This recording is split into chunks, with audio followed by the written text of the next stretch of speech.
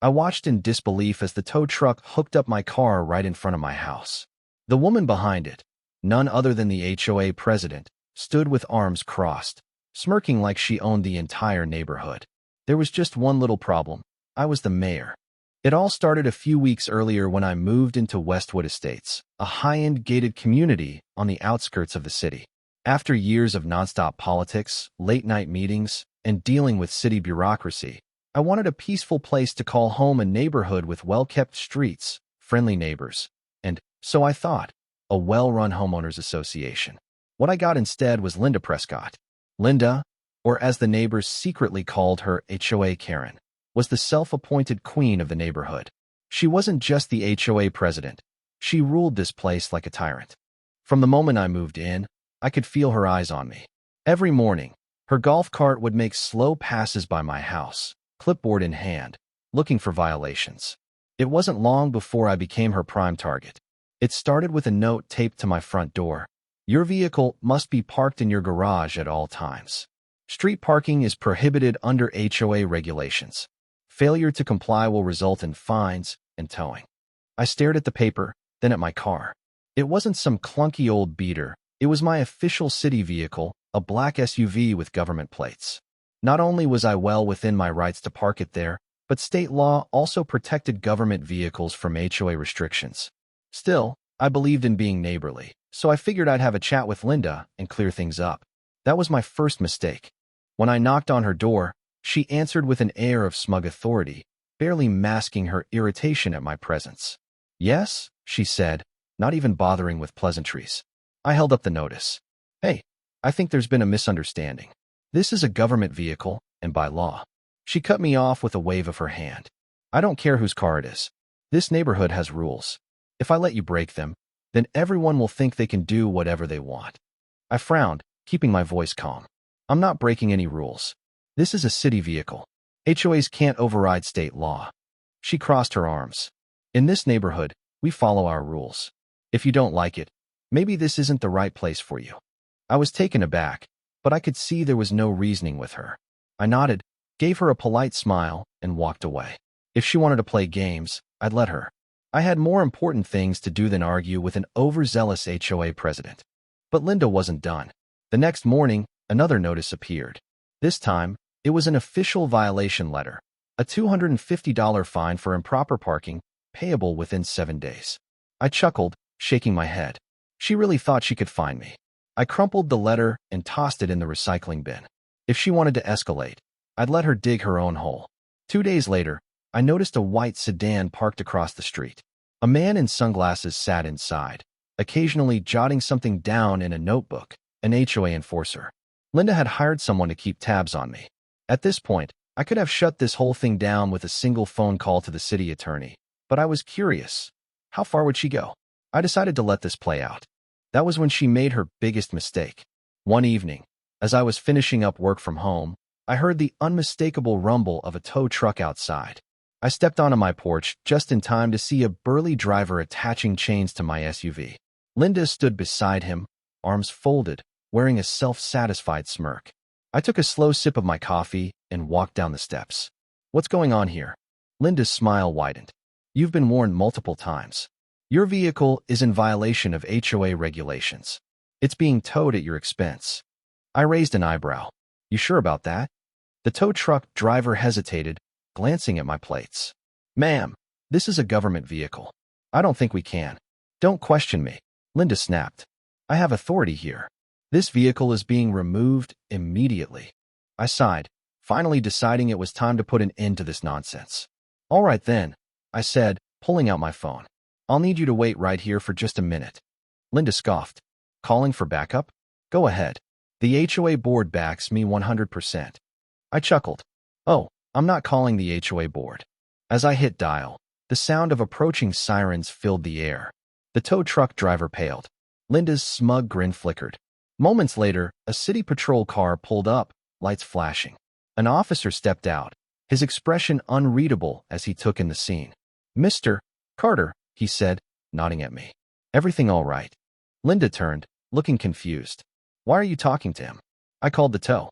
The officer didn't even glance at her. Mayor Carter, do you need us to intervene? Linda froze. Her mouth opened, then closed. And Mayor. I smiled. That's right. Alex Carter. Mayor Alex Carter. And as of this moment, we have a very serious problem.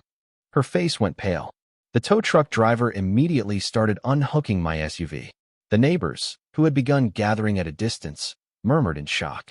Linda took a shaky breath. I had no idea. I held up a hand.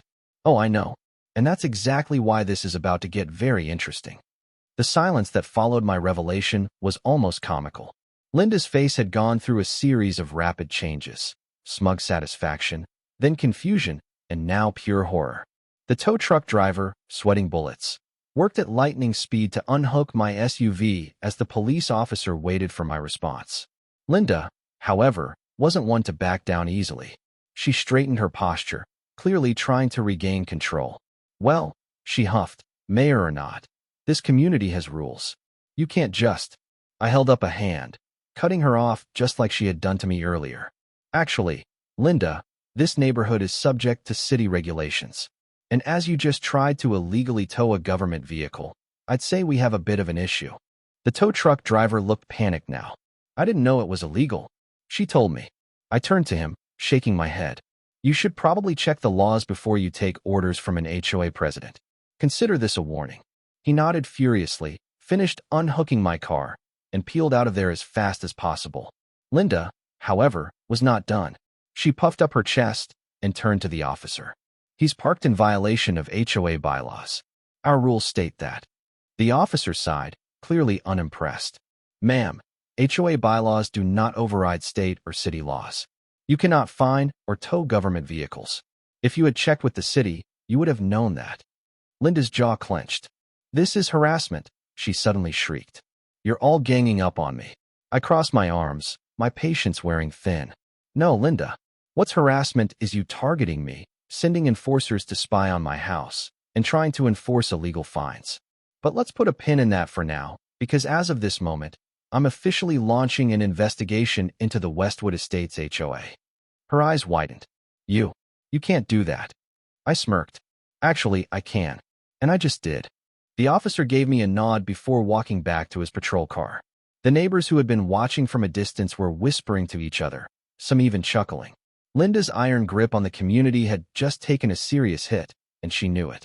But instead of backing down, she doubled down. The very next morning, a new letter was taped to my door. Final HOA warning. You are in continued violation of HOA parking regulations. Failure to comply will result in escalating fines and potential property liens. I laughed out loud. She was actually trying to find the mayor again. But Linda wasn't done. She started ramping up her efforts. Suddenly, I was receiving violation notices for everything. Grass 1 inch too high? Violation. Trash can left out for more than an hour after pickup? Violation.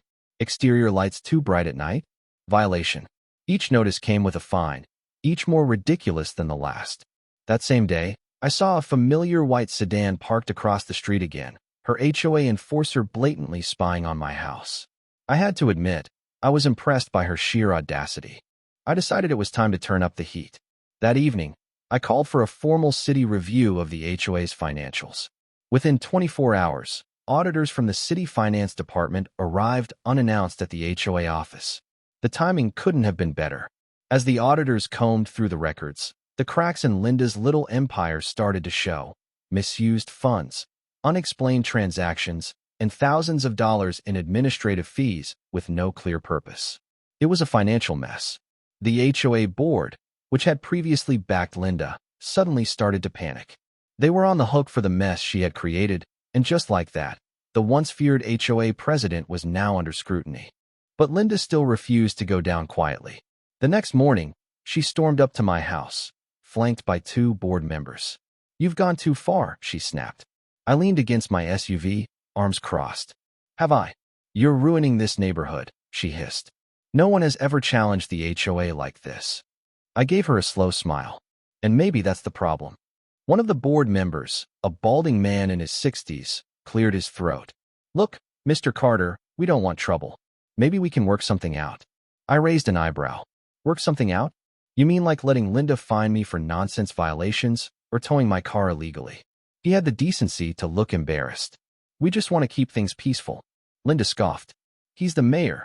He's supposed to respect authority. I chuckled. Linda, I am the authority. And I respect the law, not power-hungry HOA presidents who think they're above it. Her face turned red. This isn't over, she growled before stomping away. The board members, clearly realizing they were backing the wrong horse, hurried after her.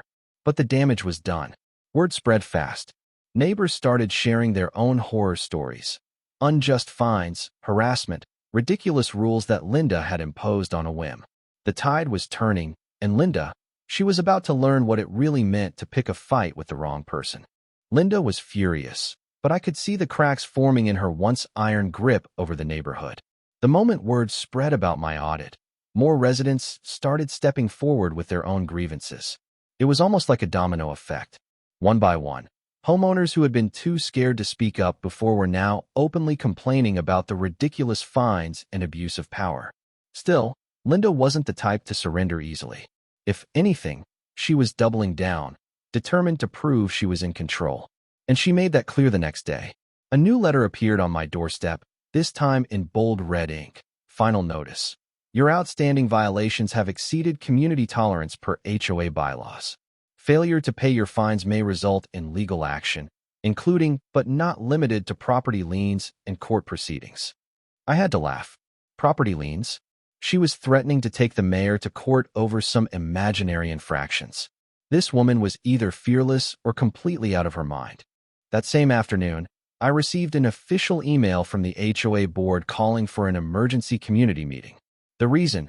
Urgent review of HOA policies and continued non-compliance by certain residents. It wasn't hard to read between the lines. This was Linda's last attempt to rally her troops. I decided to attend. The meeting was held in the community center, a polished, upscale building meant to project an air of sophistication. When I arrived, the place was packed, residents whispering to one another, waiting to see how this battle would unfold. At the front of the room, Linda sat at a long table with the rest of the HOA board, looking smug and confident, as if she had already won. She stood and addressed the crowd. Neighbors, we have a serious problem in our community. Some people believe they are above the rules. Some people think they can undermine our authority and create chaos in our beautiful neighborhood. Her gaze landed on me. I smiled and leaned back in my chair. Linda continued, the HOA exists to maintain order. Without rules, we would have unkempt lawns, abandoned vehicles, and property values would plummet. A few people in the audience nodded, but many looked skeptical. The tide had already started shifting. I raised my hand casually. Linda, if I may. She pursed her lips, but forced a smile. Go ahead. I stood and faced the room. Neighbors, I moved here for the same reason you did, to enjoy a nice, peaceful community. I have no problem following reasonable rules. But what we have here isn't an HOA looking out for homeowners. It's one person, I gestured at Linda, on a power trip, making arbitrary decisions without input from the rest of you. Murmurs rippled through the crowd.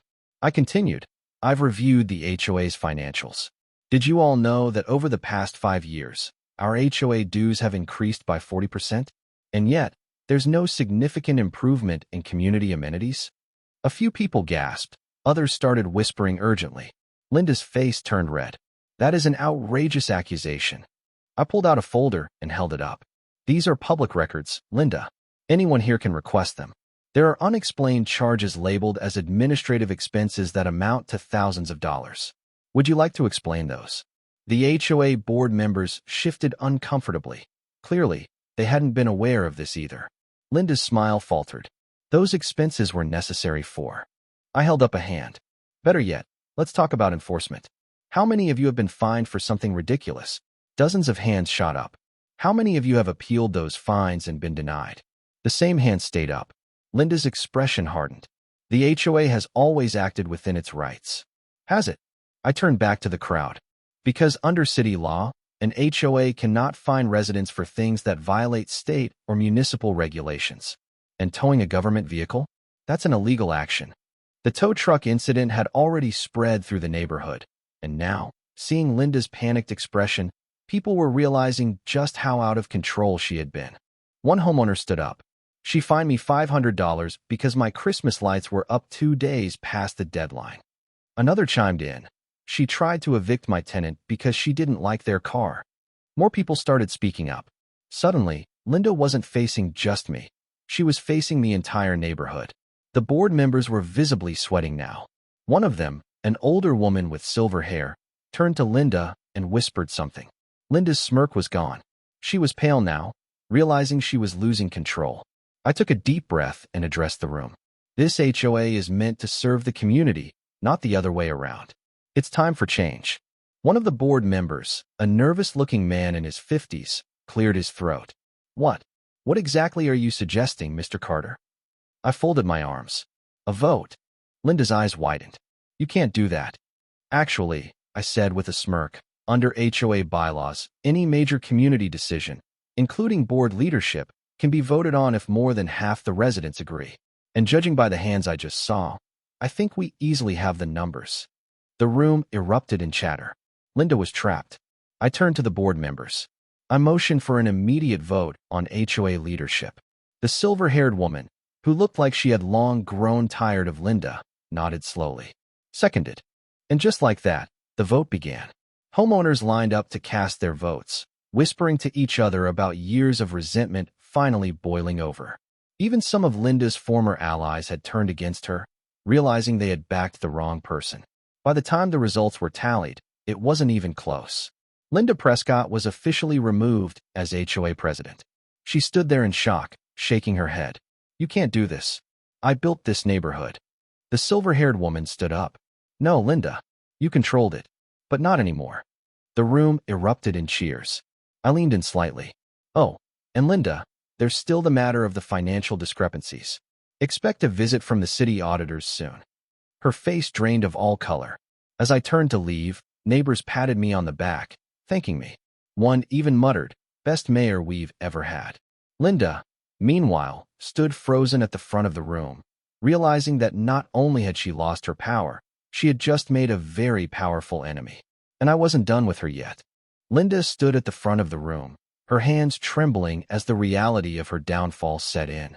The woman who had once ruled Westwood Estates with an iron fist was now just another resident, stripped of her title, her power, and soon, her reputation. The community had spoken. The vote was decisive. But the real damage was just beginning. The very next morning, I received an urgent phone call from the city finance department. The audit I had requested had turned up something even bigger than I expected. The HOA's financial records were a mess. Dozens of misallocated funds, suspicious transactions, and hefty administrative expenses that had no justification. The city's legal department wasted no time. That afternoon, they sent an official notice to the Westwood Estates HOA, demanding full transparency and an explanation for the discrepancies. The new HOA board, now led by the silver-haired woman, Nancy Carter, no relation to me, immediately called for an emergency review. I decided to attend. By the time I arrived at the community center, it was clear that the tide had completely turned. Residents who had once been afraid to speak against Linda were now openly discussing how unfair her rule had been. Some shared horror stories, fines for ridiculous reasons, threats of legal action, and even rumors that Linda had pocketed money meant for community improvements. Linda, however, was nowhere to be seen. Nancy called the meeting to order. We're here to review the financial status of the HOA, including questionable expenses made during Linda Prescott's time as president. One of the new board members, a retired accountant named Frank, stood up and adjusted his glasses. He held up a thick folder. After reviewing the records, I can confidently say that there is a serious case of financial mismanagement here. There are tens of thousands of dollars missing, unexplained, or allocated to administrative fees with no receipts. A murmur spread through the room. Frank continued. Some of these expenses appear to have been direct payments to Linda Prescott herself. Over $30,000 in community improvement fees that have no corresponding work orders or invoices. Gasps filled the hall. Nancy shook her head. Linda was collecting HOA dues under the guise of making improvements, but instead she was using them for what? Personal gain. Before anyone could answer, the doors to the community center burst open. Linda stormed in, her face red with rage. You can't do this. You have no authority to investigate me. Nancy didn't flinch. Linda, you're no longer HOA president. You have no say here. Linda's nostrils flared. I built this HOA. I made this community what it is. And this is the thanks I get. I leaned forward. No, Linda. You exploited this community.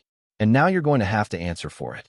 She turned to the crowd, her eyes darting around, looking for support. But she found none. Then came the final blow. A police officer stepped forward from the back of the room. Mrs. Prescott, we have received multiple complaints and formal charges related to financial misconduct and misallocation of HOA funds. We have reason to believe that you have engaged in fraudulent activity. Linda's mouth fell open. You can't be serious. This is a witch hunt. The officer held up a document. A subpoena has been issued for your financial records. You will need to come with us for questioning. The room was dead silent. Then, as if realizing the full weight of her situation, Linda did something none of us expected. She ran. She bolted for the exit, shoving past residents in a last-ditch attempt to escape. But before she could get far, the officer and two others blocked her path. She struggled, screaming in protest, but it was over. The community that had once cowered under her rule now watched as she was let out in handcuffs. The HOA board sat in stunned silence. It was Nancy who finally broke it. Well, she said, I think it's safe to say that real change is finally happening in this neighborhood. The room erupted in cheers. I smiled, leaning back in my chair. Linda had spent years ruling with an iron fist, thinking she was untouchable. But the moment she tried to pull her nonsense on the wrong person, on me, her entire house of cards came crashing down.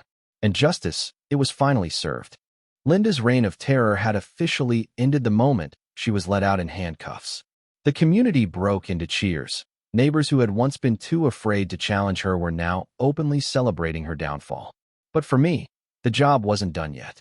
Taking down an HOA tyrant like Linda wasn't just about removing her from power.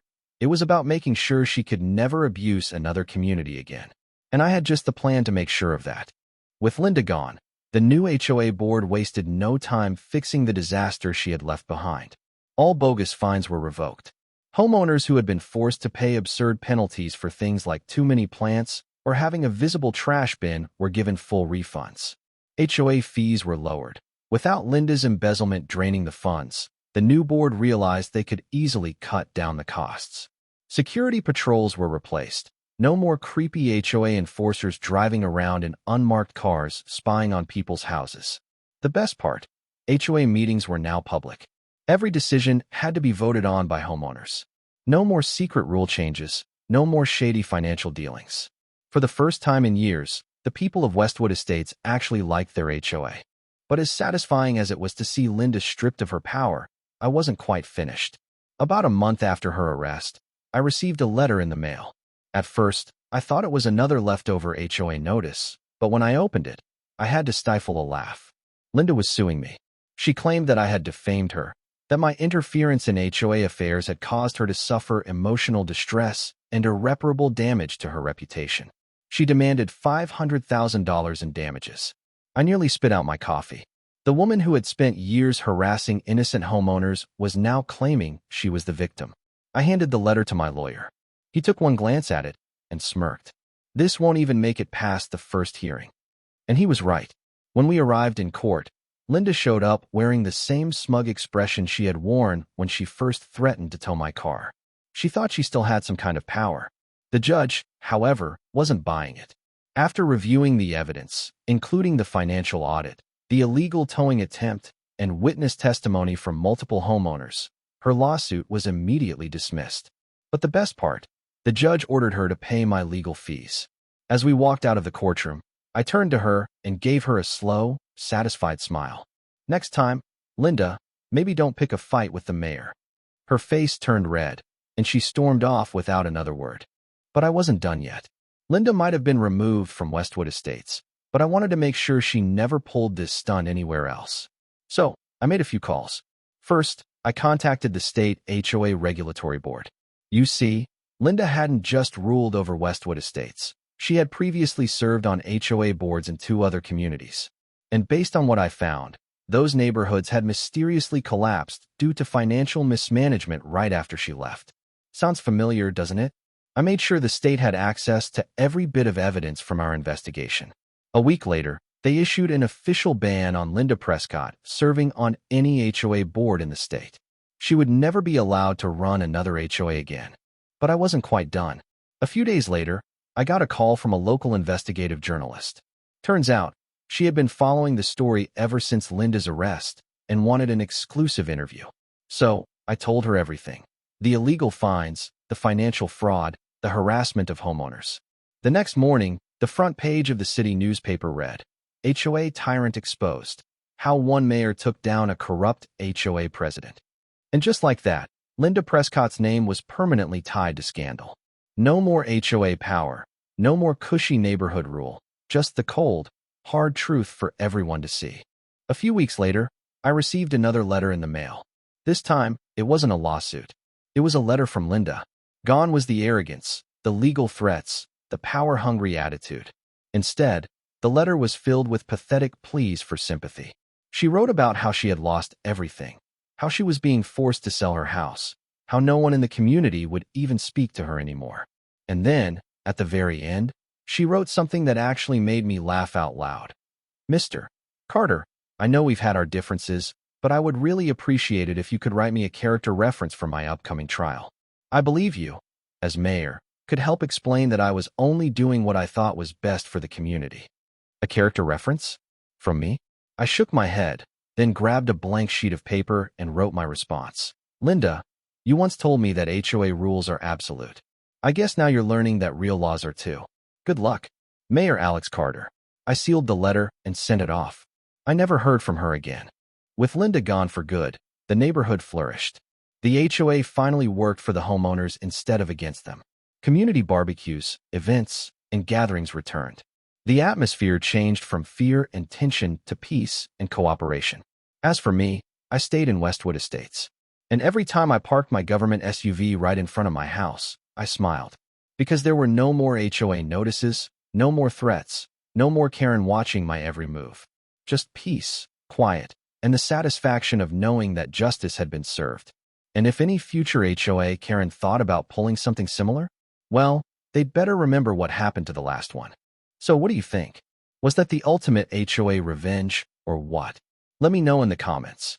And don't forget to like, subscribe, and hit that notification bell, because I've got plenty more HOA nightmare stories coming your way.